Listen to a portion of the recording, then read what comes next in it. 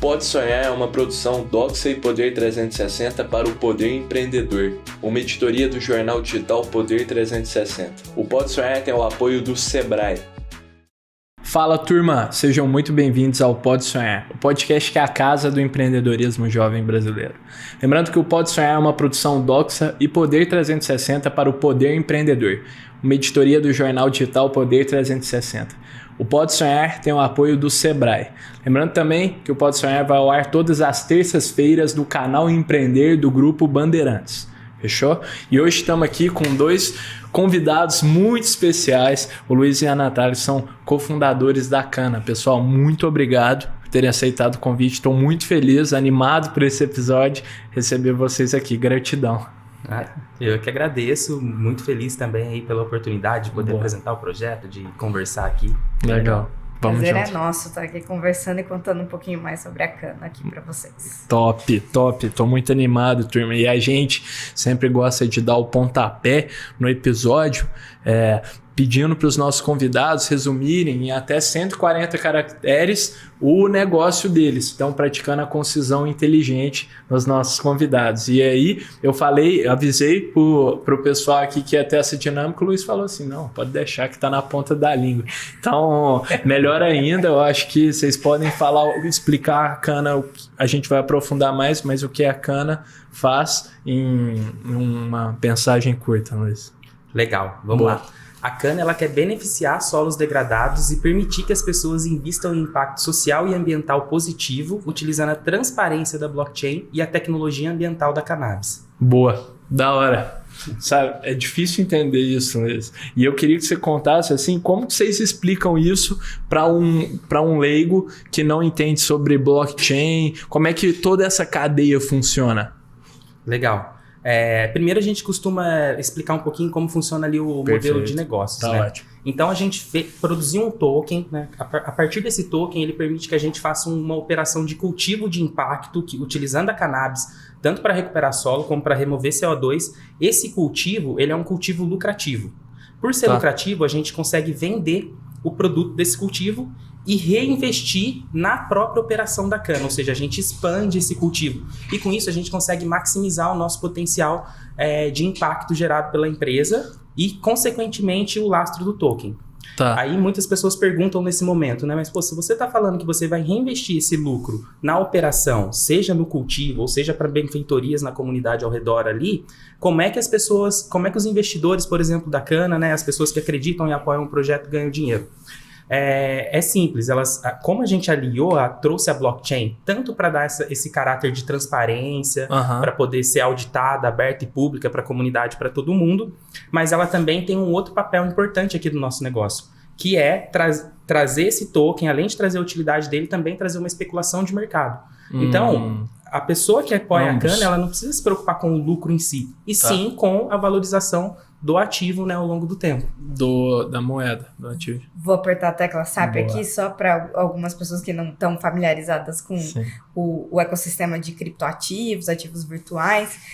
Um token é sempre a representação de algo que existe no mundo real, né? Então, o ativo, né, o token mais famoso que a gente tem hoje é o Bitcoin, né? Então, é um token. Tá? É um token, Tá, entendi. Um dos 22 mil tokens que existem hoje na internet, né? Então, sempre quando a gente está falando de token, é uma representação virtual de algo que existe na vida real. Entendi. No caso da cana, são metros quadrados de plantação de cannabis, mais um impacto social e ambiental que essa plantação causa. Então, muitas pessoas não sabem, né? Mas o cânhamo, né? A cannabis sativa, né? Que é a mais famosa, ele tem um poder de sequestrar créditos de carbono muito mais do que, por exemplo, às vezes uma árvore que demora 23 anos para crescer. Certo. Então, muito pouca gente sabe disso. Então, a gente utiliza a cannabis, né, a tecnologia da cannabis, para causar esse impacto ambiental. A gente sabe que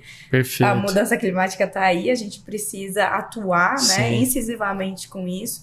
Então, a gente está utilizando a tecnologia da cannabis para causar esse impacto ambiental e também tem a parte social, né? Então, a gente gostaria muito de reinvestir, né, nas áreas que a gente está, para trazer um impacto positivo de tudo aquilo que eles estão fazendo, produzindo hoje em seu benefício próprio. Então, saúde, educação, qualidade de vida, para que eles cresçam. Né? Entendi. Então, que da hora. Ficou muito, muito mais claro para mim agora. Entendi mais ou menos como funciona a cadeia. Então, esse token que vocês têm, ele funciona, a valorização dele não é exatamente atrelada à plantação, ao cultivo da cannabis em si, e mais a oferta e demanda desse token, é isso?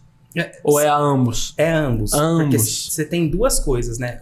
A gente está trazendo a plantação para ser o lastro, como a Nath falou, X metros quadrados. O que seria esse X? E aqui está o segredo da valorização dele, né, e da percepção das pessoas. Entendi. O lastro. O lastro, ele aumenta ao longo do tempo. Porque imagina que a gente tem um supply fixo. Então, a gente está ali com 10 milhões de tokens.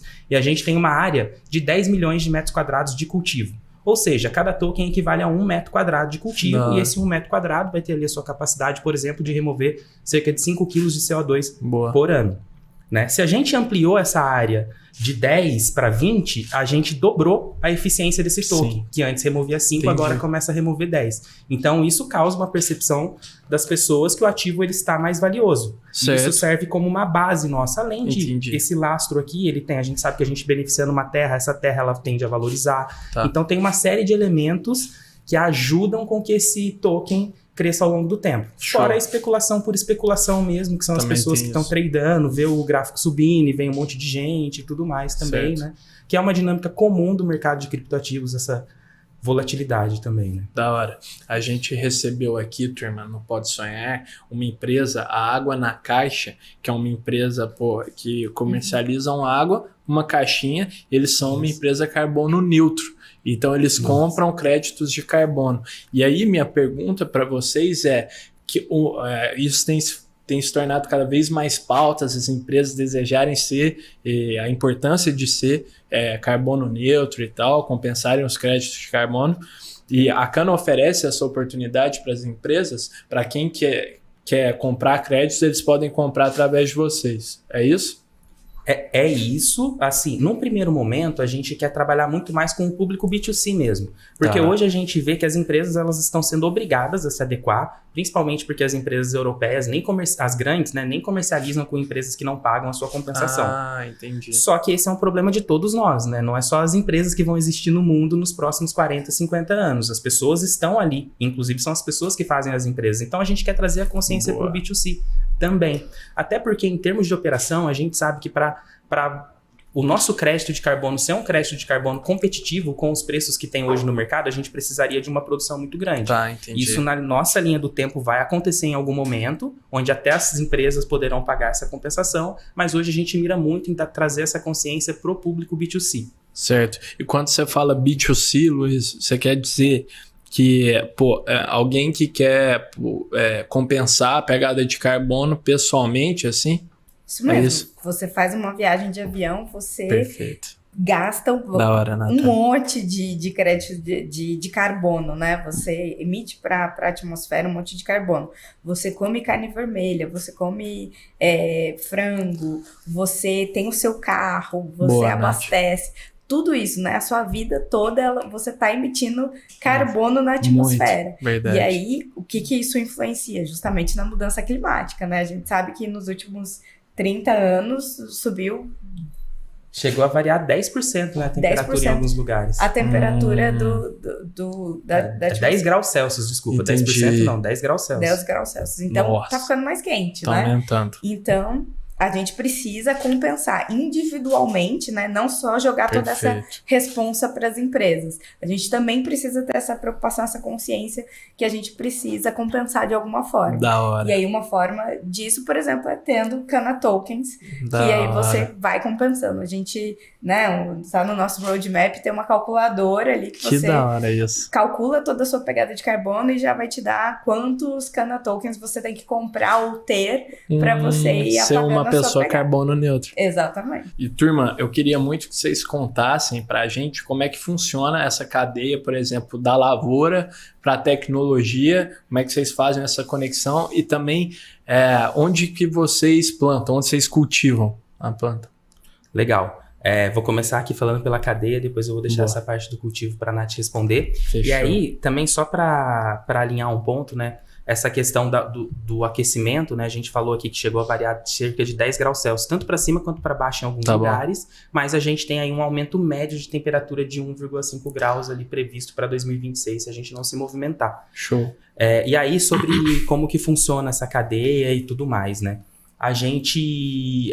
hoje é importante entender que a cannabis, ela carece de uma auditoria, uma transparência, muito por conta do tabu que se foi criado e porque a gente sabe que 90% da plantação é ilegal. Né? Então ela vem do narcotráfico e não dos players, das empresas que estão empreendendo. Então é muito importante que a gente vá lá, audite, faça todo o cálculo alométrico da remoção de CO2 e registre tudo de uma forma que fique imutável e aberto para todo mundo. Isso ajuda muito na credibilidade, para ajudar também o mercado a crescer, trazer consciência e ver que a gente pode gerar impacto com a cannabis também. Top. Aí, feita essa medição, né, a gente registra na blockchain, a gente está no meio do desenvolvimento dessa tecnologia, então é uma tecnologia que ela trabalha com um sistema de provas enviados tanto pela cana, os outros atores que estão participando desse cultivo e também a empresa certificadora. Né? Legal, então, o confronto de todas essas provas, ela vai para a blockchain, se tudo validado, a gente consegue aumentar o lastro do nosso token. Tem toda uma regulação ali que vocês têm que respeitar, analisar, fazer as análises próprias para mandar para isso ser aceito lá. Exatamente. E esse confronto é muito importante, que tenham players que têm interesse e players que também não tenham interesse na valorização do token da cana para fazer essa auditoria chegar no resultado que a gente precisa, né? Na verdade, por todos os lados. Entendi. Que da hora. Acho que esse é o ciclo que a gente tem trabalhado, né? Boa. Aí, com relação à plantação, aí eu acho que a gente tem vários desafios legal, inclusive, né? Boa. Isso, vários desafios. O que a gente mais...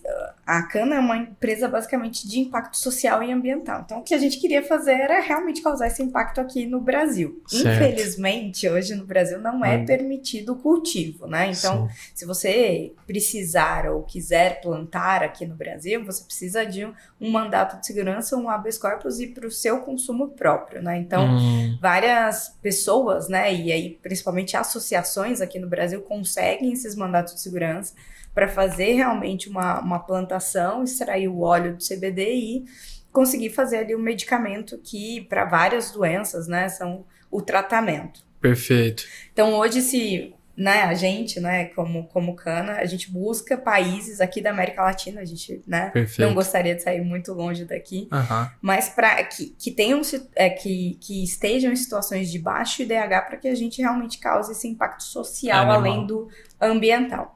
Então, a gente tá olhando, né, provavelmente os 30 primeiros hectares da cana vão ser no Paraguai, tem bastante gente, o Paraguai é um país...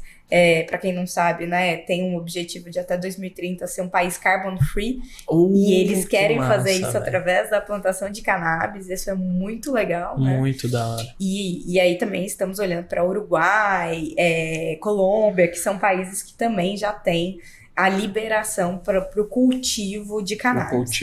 Mas a gente está bem esperançoso aí que entre esse ano e o próximo a gente vai ter algumas evoluções aí na regra aqui, na legislação aqui no Brasil, e que vai ser possível realmente plantar e cultivar aqui no Brasil. Boa, essa era uma pergunta que eu ia fazer para vocês, Nath. Interessante tocar nesse ponto. Vocês acham que no próximo, ciclo presidencial, nos próximos 4 anos, talvez tenha algum avanço na legislação? Porque eu imagino que a regulação disso, os desafios que vocês enfrentam diariamente para lidar com o produto que vocês vendem, comercializam, o token... É muito grande. Sim. Então, vocês veem essa mudança, vocês enxergam isso trabalhando no setor, uma mudança possível? A gente tem uma pauta muito pró-ambiente, né? Pró-meio ambiente. A gente sabe que, né, nos últimos 4 anos a gente bateu recordes e recordes de devastação e degradação ambiental aqui no Brasil, principalmente ali na Amazônia, e a gente precisa correr atrás desse prejuízo, né? No final das contas, a gente tem um protocolo, né, uma meta que todos os países, né, os maiores países aí assinaram, de 2030 diminuir realmente a emissão de carbono. Na hora. Então, eu acho que sim, a gente enxerga uma evolução nesses próximos anos aí de governo, muito focada nessa parte de cultivo para o uso medicinal e industrial, né? Tá. Então, a indústria do cânhamo, né? As pessoas não sabem, mas mais de 2.000 produtos são possíveis Absurdo, de né? produzir com cânhamo industrial. E aí eu tô falando de indústria têxtil, indústria de infraestrutura, eu consigo construir tijolos de Olha de que cânhamo coisa, velho. Combustíveis. Que Isso é loucura. infinitamente mais sustentável. Por exemplo, comparando, né, a indústria têxtil de algodão e de cânhamo, é 80% mais sustentável produzir tecido de cânhamo. Olha Porque isso. você usa muito menos água. Nossa, que né? interessante. E uma das grandes coisas ali da indústria têxtil, né, é o uso excessivo de água, né? Perfeito. Então esse é um mercado assim que só tá nascendo. Gigantesco. Não, a China disparadamente na nossa frente É tem mesmo, mais de 800 lá é mil muita coisa. hectares. Um quarto da produção legal de cannabis, né, de cânhamo no mundo vem da China. Isso. Nossa, 800 mil hectares de plantação a China tem de cânhamo, né? Então, que loucura. realmente a gente está correndo atrás ali de uma tecnologia que a gente precisa desenvolver porque é muito mais sustentável, né? Animal, que animal. E olha que curioso esse caso da China, né? A China, ela tinha grandes plantações de soja. Então ela simplesmente trocou a commodity porque ela enxergou que o cânhamo é melhor para o solo dela, enquanto a Certo. soja degrada e tudo mais, né? Pelo processo rápido dela ali de extrair nutrientes do solo e tudo mais. E é o uso de agrotóxico, né? Então ela pegou e colocou o cânhamo, que é mais lucrativo, que recupera o solo dela, e o que ela fez? Começou a importar cânhamo do Brasil. Enquanto a gente tem solo perfeito, a gente tem clima perfeito, a gente é uma referência agro mundial e poderia estar nos beneficiando dessa economia que ele pode gerar. Nossa, que doidura isso, velho. Muito louco ver que os países já estão. Bom saber que os países, até os vizinhos, já estão olhando muito para isso. E sobre a tecnologia, eu queria que vocês contassem, principalmente para as pessoas que focam muito, se importam e buscam ser pessoas compensem a pegada de carbono. Qual que é a diferença na prática do crédito de carbono e do token da cana? Boa, legal você ter tocado nesse ponto, porque realmente são coisas bem distintas. Tá. Primeiro, eu vou trazer um conceito rápido aqui da blockchain, que é o conceito de token fungível e o conceito de token não fungível. Tá. Então, o token fungível, ele é um token que ele tem as suas propriedades, só que ele pode ser agrupado e ele não é identificado no nível individual. Ou seja, existem 10 milhões de tokens, você tem 10 tokens, mas você não tem o token 56, 58 e 60, por exemplo, né? Você tem o token X. Já o não fungível, não, ele parte de um pressuposto que ele é único, ou seja, os NFTs, né, são os mais famosos que a gente vê por aí, Boa. que eles são como se fosse uma obra de arte, ou seja, um objeto, um desenho ali, né, único para a pessoa. E o crédito de carbono, ele é exatamente essa mecânica de não fungível, porque significa que você tem uma área que absorveu aquele CO2, Tá. né, e aquilo virou uma carta de crédito, onde você pode destruir ela para pagar a sua compensação. Tá Porque bom. se você não destrói ela, você não está pagando a sua compensação. Você Tá. só está com um título que te dá direito de pagar a compensação, mas você pode ir lá no mercado e vender amanhã, Entendi. se ele valorizar. Tá. O token da cana não. Como ele é esse token fungível, ele tem essa característica de ele pode se agrupar com outros tokens, ou seja, se um token absorve 1 quilo, se você agrupa com 1000 tokens, você está absorvendo 1 tonelada. E o mais legal é que só o fato dele estar no seu celular, na sua carteira, você está pagando a sua compensação, ou seja, você não precisa destruir esse Tá token. ativo. Você Entendi. tem ele anualmente, ele tem um cálculo que é baseado no ano, então o token remove 1 kg de CO2 por ano, Por ano. e não entendi. por token, né? Então, só o fato de ter na sua carteira, Você não precisa você vender. tá pagando a compensação. Entendi. Exato. Pô, já é ainda mais um facilitador, né? Pô, da hora. E, turma, vocês tocaram num ponto que é super legal, que a gente falou sobre os países e tal. É legal ver que vocês estão olhando muito para o Paraguai, porque acho que a gente fala muito com os jovens aqui no Pode Sonhar. Minha impressão do Paraguai, eu sou filho de auditor fiscal da Receita. Então, eu vi...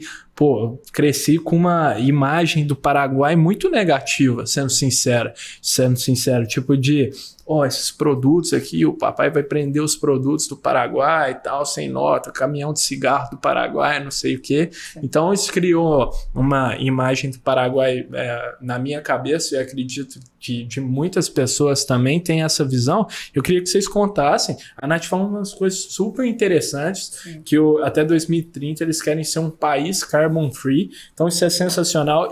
E como que se dá essa relação com vocês lá? O que vocês acham de trabalhar diretamente com o país? Isso é muito legal, né? Porque realmente a gente tem um preconceito, né? Porque, enfim, a gente vai lá, muitos brasileiros, né, que vivem ali na fronteira vão para comprar Demais. Produto que não paga imposto e etc, né? Eu acho que nos últimos 3 anos, né, tiveram diversas empresas que foram para o Paraguai, e aí realmente são terras mais baratas que a gente tem lá, e que fizeram diversas descobertas que, putz... Assim, tem um projeto que a gente conhece, né, que a gente falou essa semana, que tá levando um impacto social para as aldeias indígenas do Paraguai. Que da hora. Olha, assim, sensacional. Primeira indústria indígena primeira área indígena, a primeira aldeia lá, povos indígenas que estão plantando cânhamo industrial do mundo. Nossa, do mundo. Olha, né? que legal, né? Então, eu acho que é realmente um desafio, né? A língua, o primeiro dos desafios, né? Boa. Que é o Guarani, que eles falam lá. Mas tem muito brasileiro lá tentando empreender e com o apoio do governo, né? Entendi. Então, acho que essa é a parte mais legal, né? O Ministério da Agricultura, eu acho que avançou muito lá nos últimos 2 anos e estão buscando realmente incentivos para que, cuidando do meio ambiente, também incentivem toda a região agro do Paraguai, né? Então, acho que tem sido bem interessante. Top. Hoje a gente trabalha com parceiros, obviamente, a gente não está lá 100% do tempo, mas a pretensão é para que a gente esteja lá. Ah, é? Que legal. Sim. Entendi. E aí, até complementando, né? Tanto o Paraguai tá com esse programa social, que é muito interessante. A gente esteve próximo ali de alguns órgãos do governo da Colômbia também, conversando. Ali também tem um potencial muito grande, né? O próprio presidente disse que quer transformar ali a cannabis como batata, né? Um cultivo que você pode fazer na sua casa, você pode plantar para vender, você pode... ele estimula essa agricultura. E o legal, que também causa cacana, é a questão de inserir as pessoas do narcotráfico que hoje não tem, por exemplo, um emprego, não consegue se reinserir na sociedade, no modelo de economia e trazer para dentro desses projetos. O que para cana é uma mão de obra mega qualificada, ou seja, a pessoa sabe plantar, sabe vender cannabis, e enquanto ela não consegue arrumar um emprego, né? Então, acho que esse tipo de ação social que envolve tantos indígenas, que envolve as pessoas do narcotráfico, a Colômbia, a gente tem uma média de pessoas que utilizam cannabis, seja para o medicinal ou para o uso adulto, de cerca de 8% no mundo. Essa é a média das pessoas que 8%. utilizam. Quando você olha para a Colômbia, é 62%. 62%? 62%. Caramba. Ligado muito mais ao uso adulto, que não é um problema, né? O uso adulto, o grande problema do uso adulto está no uso por menores de idade. Que é quando a pessoa, né, a criança ou adolescente, está num momento de formação do cérebro e pode causar danos para essa formação de forma permanente para o restante da vida, né? Então, acho que até essa conscientização ela é muito importante para que a cannabis ela esteja na mão de alguém que é regulado, de alguém que vai olhar para a cara e vai falar, você não tem RG, você não tem idade para comprar, você não vai comprar, e não na mão do tráfico, que é como está hoje, né? Muito interessante. Então, turma, para quem está assistindo aqui no nosso canal do YouTube do Pode Sonhar Podcast ou no canal do Poder 360, pode deixar o episódio rolando, mas para quem está vendo no canal Empreender, a gente volta já, logo depois dos comerciais. E super legal, gente, muito, muito interessante saber disso tudo, e é muito legal ver como é uma empresa de impacto social e ambiental ao mesmo tempo. E eu queria que vocês contassem qual a importância de ser ESG e o que significa essa sigla para quem quer saber mais, que como a gente estava falando, né, é um termo super recente, tem muito se falado, mas muita gente ainda não tem muita clareza do que significa isso. Legal. Isso é bem importante, porque assim, a gente vê surgindo nos últimos anos, né, uma galera, muitas empresas correndo para se regulamentar, para ajudar, para compensar a sua emissão de alguma forma. Isso é um ponto, olhando para o aspecto ambiental, né? Só que o ESG, ele está muito além do aspecto ambiental, né? Ele envolve o aspecto ambiental, o E de environmental, a gente tem ali o social também, que representa o social, e o governance representando a governança. Então, é um pacto de ambientes melhores, de ambientes mais saudáveis, ou seja, tem que ter uma responsabilidade sim ambiental, você tem sim que ter uma social de incluir as pessoas, trazer essa inclusão, diversidade, devolver parte disso também ajudando outras pessoas ou empresas, fomentando empreendedorismo, de alguma forma devolver isso para a sociedade, né? E ter isso muito claro, de uma forma transparente para todo mundo, para não acontecer igual aconteceu com Americanas aí nas últimas semanas, né? Então a gente percebeu que isso estava acontecendo. Quando as ideias ali foram se juntando do business, a gente começou a desenhar, né, fazer todo um design na modelagem de negócio para que a nossa empresa não fosse uma empresa top ESG. Não, para que a gente fosse uma empresa de ESG. Respirasse isso. Respirasse em tudo. Agora a gente está calculando a pegada de carbono de todo mundo da cana, né? Para a gente publicar, primeiro, pagar a compensação dessa pegada de carbono das pessoas e depois a gente vir comparar no ano que vem, por exemplo, através até da conscientização interna mesmo dos membros, da comunidade e tudo mais, comparar quanto diminuiu no próximo ano também, né? Então a gente quer fazer isso, trazer essa compensação. E aí o ESG na cana, o E, está muito ligado ao impacto ambiental da própria cannabis, né? Então recuperação de solo, remoção de CO2, o impacto social, a gente traz, a gente entendeu que o ativo é lucrativo e a gente pode devolver uma parte para a comunidade.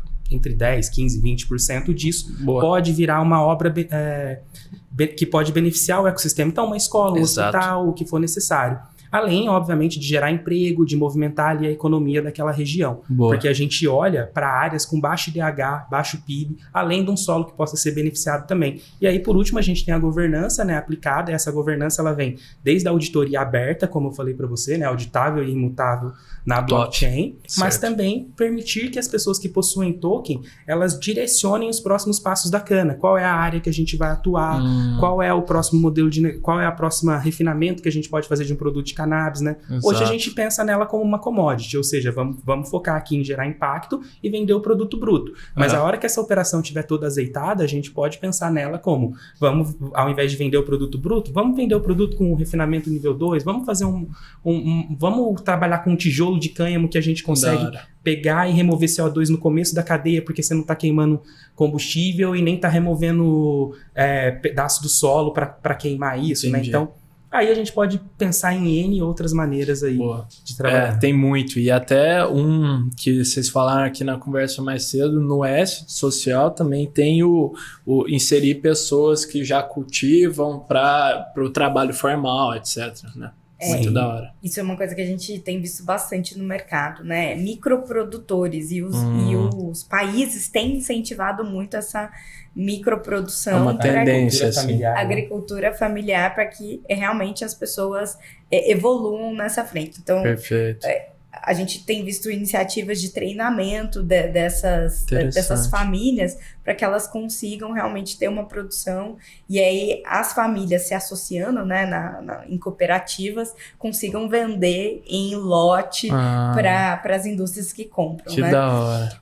Hoje os países que mais compram, né, produtos advindos, né, do cânhamo e da cannabis, Alemanha, França, China, Suíça. Então, são grandes economias que aí, né, não têm a sua produção, mas que precisam importar produtos da cannabis. Então, que curioso.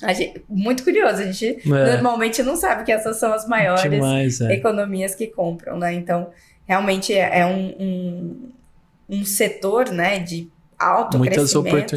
Muitas oportunidades. Está só no início, né? Que loucura. E é legal ver, Nath, você falou da China, que também compram muito e produzem muito. Então, você vê, eles têm 25%, não é que vocês falaram, da produção? 25%. Absurdo. E ainda tem que importar. Isso. O setor têxtil, né, de cânhamo industrial na China, assim, é gigante. É uma coisa, assim, realmente gigante. E realmente... Como que isso se relaciona, né? Todas as empresas olhando agora para essa siglazinha, né, ESG, que eu acho que nos últimos 3 anos ficou muito mais hypada, né? Tá no hype. Exato. Elas precisam ter iniciativas para cada uma dessas letras, né? Então, as empresas focaram, a princípio, muito no social, então fizeram programas de inclusão, de diversidade, etc. E agora, eu acho que a gente está passando por um tempo, né, principalmente pelos últimos acontecimentos aí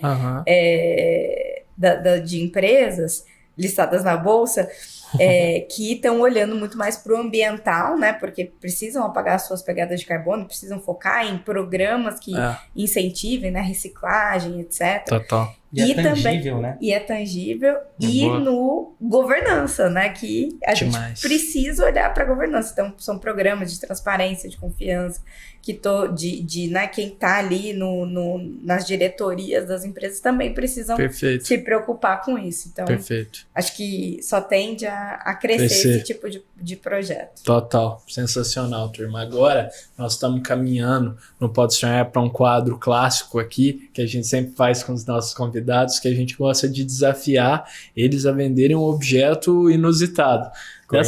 E aí é bastante inspirada naquela cena clássica do filme do Lobo de Wall Street, em que o personagem interpretado pelo DiCaprio pede para um dos funcionários vender a caneta.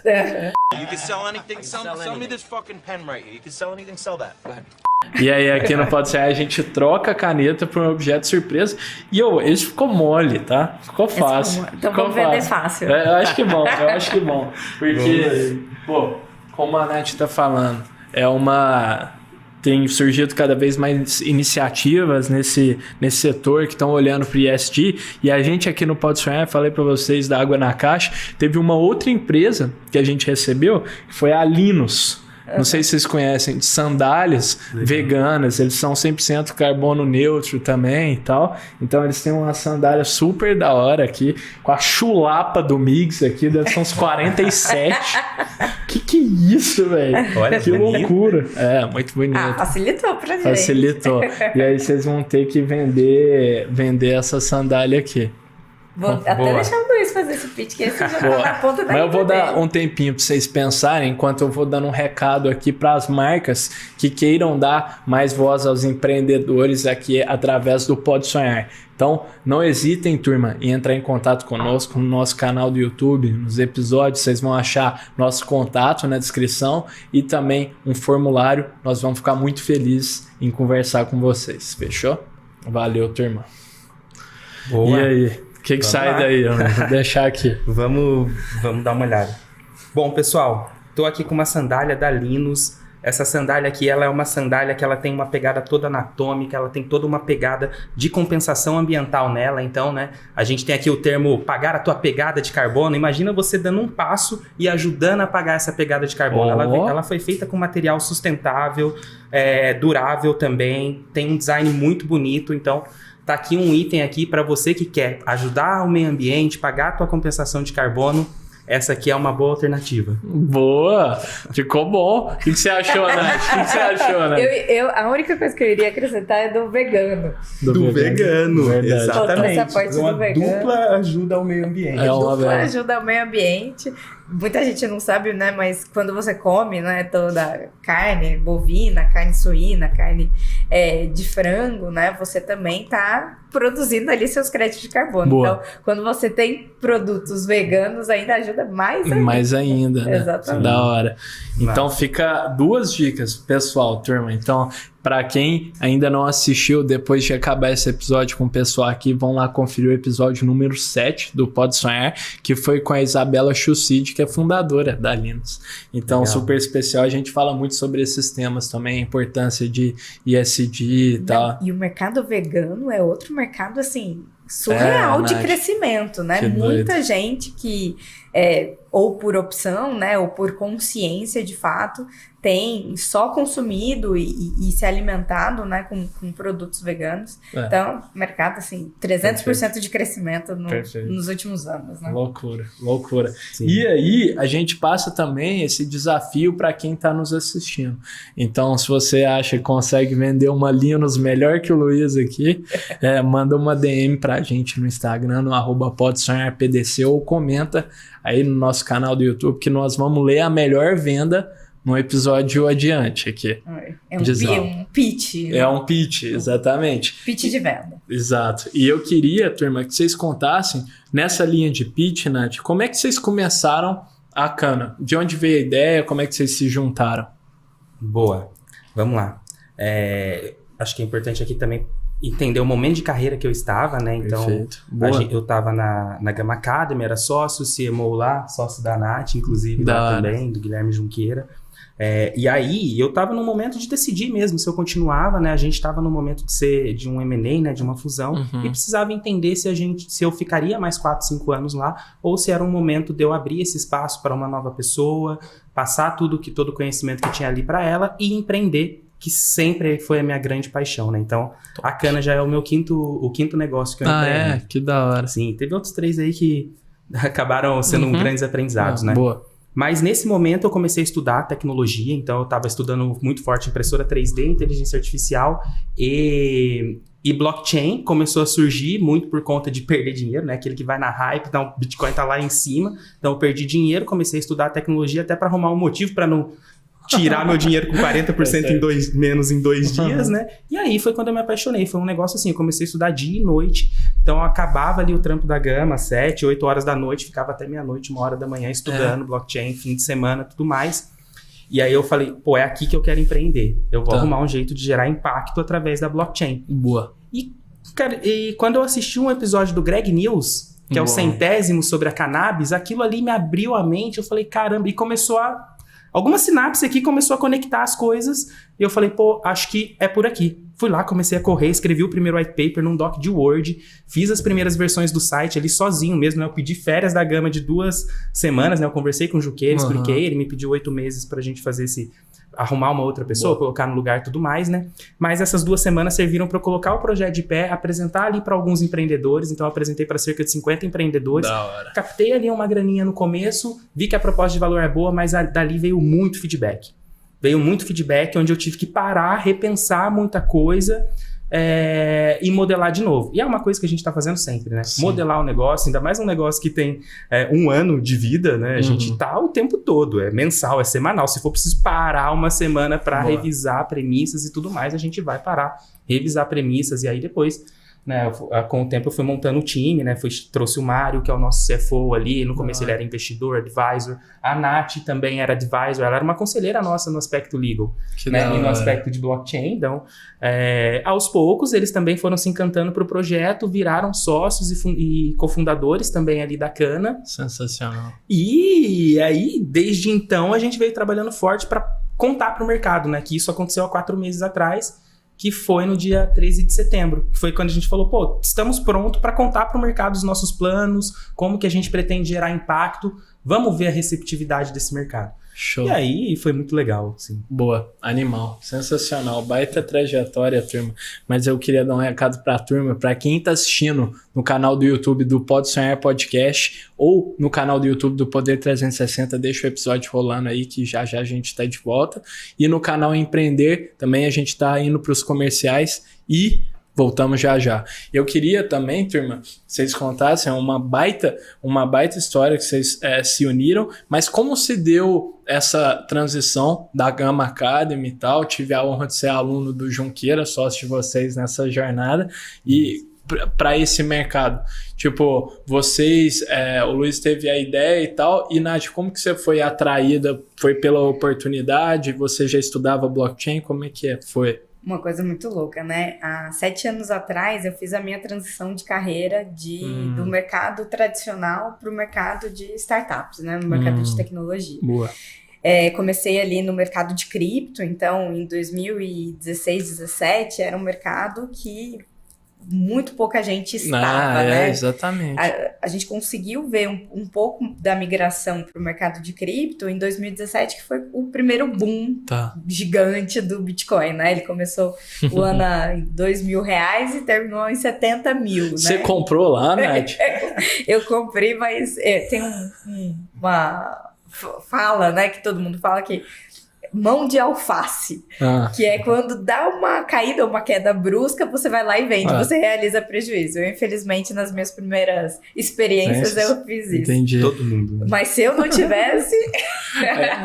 Eu não tava aqui, né? Eu tava nas Maldivas. Não sei se aqui é isso, com certeza eu tava na Maldivas. Então, as minhas primeiras experiências ali foram na Foxbit. Legal. E aí eu passei 3 anos lá. Boa. Então, criei todo o departamento jurídico, criei todo o departamento de compliance, internacionalizei a empresa.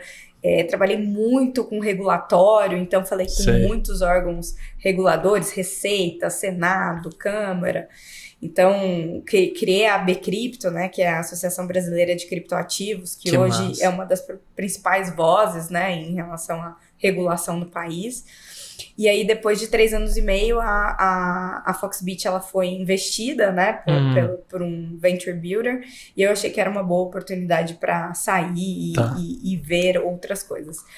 Uma das coisas que eu refletia muito, né, quando eu estava ali no setor financeiro eu queria muito trabalhar com educação financeira, né, porque eu acredito que realmente se as pessoas tiverem conhecimento, elas conseguem construir o seu patrimônio. Boa. Mas antes de ter a educação financeira, você precisa ter educação. Você precisa ter educação para conseguir boas oportunidades de emprego, porque sem o emprego você não consegue acumular, você não consegue investir, você não consegue nada. E aí foi para onde eu drivei a minha carreira, então entrei na Gama Academy, justamente para trabalhar com educação e transição de carreira e especialidade. Uma das coisas que a gente costumava falar muito lá na Gama soft skill, hard skill contrata, soft skill demite. Então, é uma coisa muito importante. Você precisa ser um profissional completo, né?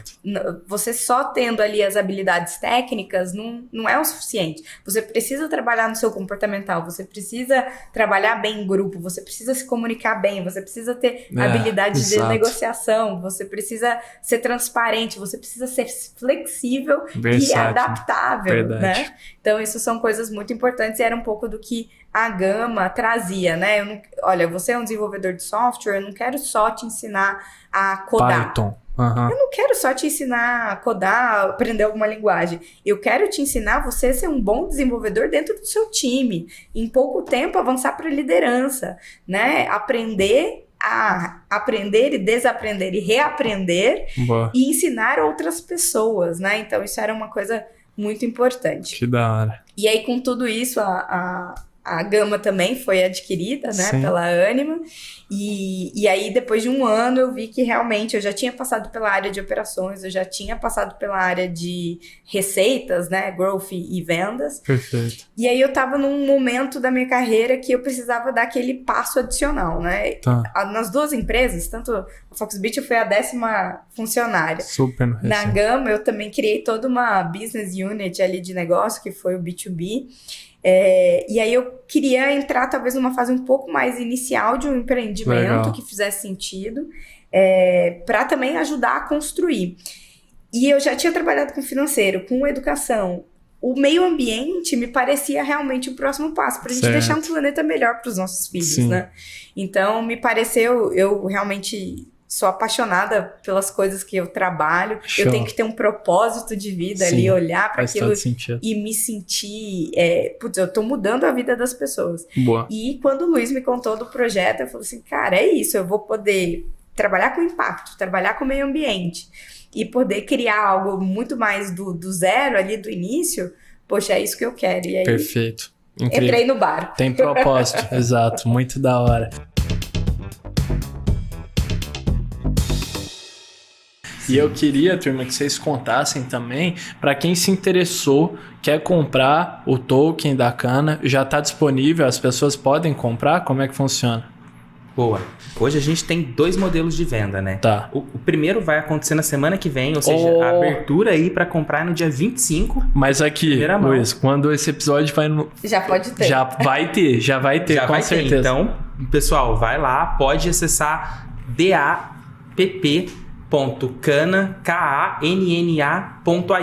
tá? Vamos deixar na descrição aí do episódio, fechou? Boa, fechado. Aí você vai lá, você pode conectar a tua wallet, você pode fazer um Pix, você e trocar, né, o seu dinheiro, tua moeda fiduciária. Pix você já consegue. Já consegue com o Pix, e aí você pode mandar para tua wallet, ou se você não tem wallet, não tá familiarizado, tudo bem. Você pode simplesmente deixar o teu e-mail e no futuro você consegue resgatar esses tokens também. Que massa, velho. Essa é uma parte muito importante porque as pessoas não estão acostumadas com isso, né? Então, no meio, né, de criptoativos, né, ativos virtuais, você é o seu banco.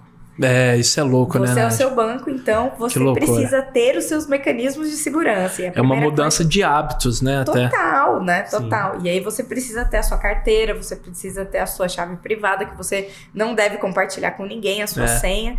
E ali você precisa criar uma carteira e aí você ter os seus ativos, né? Então tem muita gente que compra, né? Criptoativos, ativos virtuais e deixa hoje nas exchanges. Tá. Exchanges são as casas de troca que você troca moeda fiduciária por criptoativos, né? O ideal é que você não faça isso, que você compre os seus criptoativos e transfira para sua própria carteira, em que você tem a chave privada e você tem a liberdade, a autonomia para movimentar ali os seus criptoativos, que é quando você transforma de novo em moeda fiduciária. Tá bom. Muita gente não faz isso porque é mais fácil, deixa ali na exchange. Mas a exchange é uma terceira parte que pode Perigoso. quebrar ou Igual não. A gente viu um aconteceu lá. case bem importante no final do ano passado, que foi a FTX, uma das maiores exchanges do mundo, que acabou deixando muita gente aí no prejuízo. Então, Loucura. sua carteira, sua chave privada, suas moedas. Então, você pode comprar com Pix, o Cana Token, pode Muito comprar da hora. também com o Ethereum, que é um dos criptoativos. Então, se você tem Ethereum ou Pix, você consegue comprar ali suas Cana Tokens. Nossa, que massa, velho. Muito da hora. Porque eu tô me familiarizando com esse mundo agora. Tipo, a gente recebeu um convidado aqui no Pode Sonhar, o Pedro Weber, que ele estuda muito sobre blockchain, Web3, etc.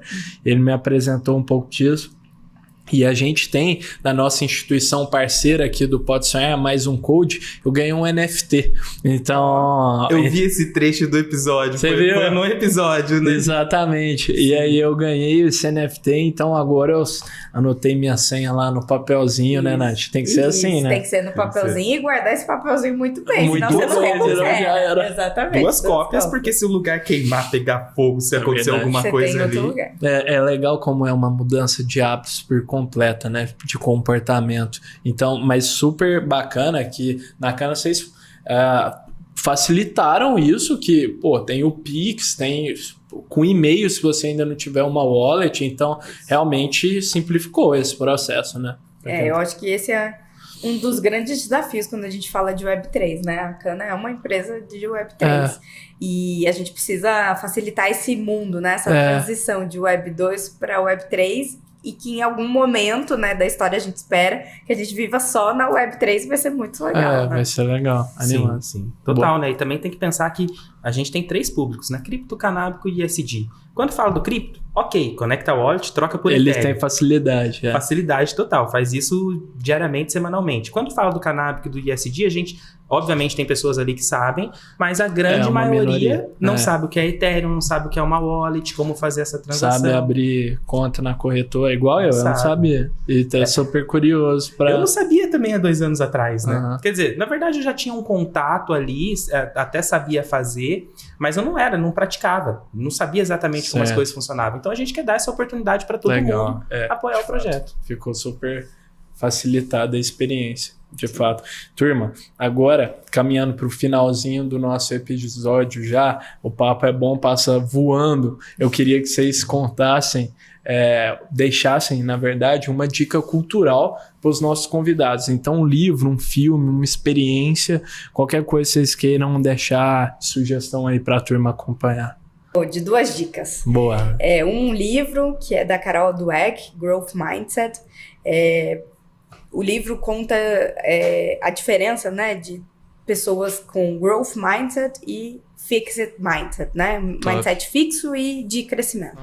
Eu queria agradecer do fundo do coração, Luiz e Nath, por terem aceitado o convite de conversar aqui conosco no Pode Sonhar. Fiquei, muito feliz de receber vocês. Curti muito, aprendi demais, tenho certeza que a turma também.